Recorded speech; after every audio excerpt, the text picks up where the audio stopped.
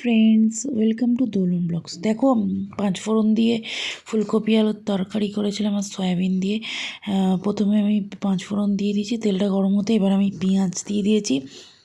পেঁয়াজটা একটু ভাজা ভাজা হতে আমি এর মধ্যে আদা, কাঁচা লঙ্কা, রসুন সব বেটে দিয়ে দিয়েছিলাম। তো আদা, কাঁচা লঙ্কা, রসুন বেটে এটাকে ভালো করে কষিয়েছি। কষানোর পর আমি আরও 4টে কাঁচা লঙ্কা এর মধ্যে দিয়ে দিয়েছি।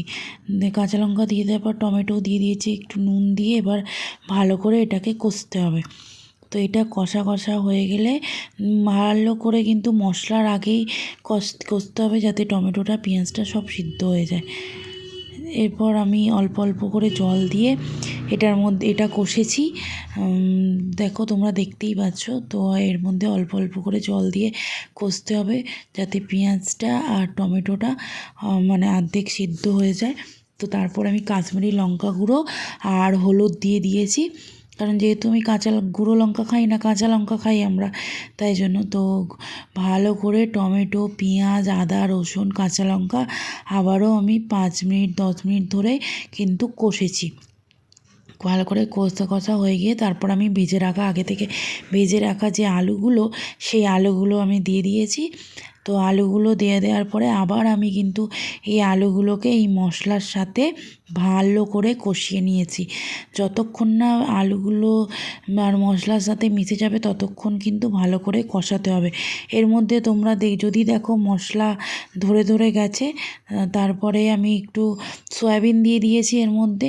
তো সয়াবিন আর আলু ভালো করে কষতে কষতে জল দিয়ে কষতে হবে, কিন্তু যদি না তলায় ধরে যায়। তারপর আলু আর সয়াবিন ভালো করে কষে যতক্ষণ না তেল ছাড়বে ততক্ষণ কিন্তু এটা কষে যেতে হবে। তারপর তোমরা টেস্টের জন্য একটু দেখে নেবে নুন হয়েছে কি, ঝাল কম। তারপর এর মধ্যে আমি ভেজে রাখা ফুলকপি এর মধ্যে দিয়ে দিয়েছি। তো ফুলকপি, সয়াবিন, আলু আর মশলা তোমাদের কিন্তু ভালো করে কষে নিতে হবে, নাহলে কাঁচা গন্ধ থাকলে কিন্তু একদম খেতে ভালো লাগবে না। তো আমি এটাকে ভালো করে কষে কষে সব ফুলকপি, আলু, সব সয়াবিন যখন কষানো হয়ে গেছে, তখন আমি এর মধ্যে আবার একটু জল দিয়ে হালকা করে করে জল দিয়ে দিয়ে কষতে হবে, ততক্ষণে কিন্তু অর্ধেক সিদ্ধ হয়ে যাবে।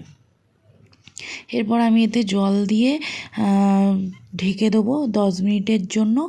এবার 10 মিনিট পরে আমি আবার ঢাকা খুলে দেখব যে কি হয়েছে। দেখো, আমি এটা কষতে কষতে কিন্তু আবার আমি একদম, আর শোনো, এর মধ্যে কিন্তু গরম জল দিতে হবে, ঠিক আছে?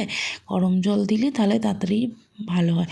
এবার দেখো 10 মিনিট পরে আমি এটা খুলেছি, খুলে সব তরকারি সিদ্ধ হয়ে গেছে। এবার আমি ধনেপাতা দিয়ে, আর দেখো আমি এখানে যে গোটা গোটা কাঁচা লঙ্কাগুলো দিয়েছিলাম, সেই কাঁচা লঙ্কাগুলো একটুখানি এমন ডলে ডলে দেবো ঝালের মতো। দেখো, আমার তরকারি রেডি। টাটা, সবাই ভালো থেকো।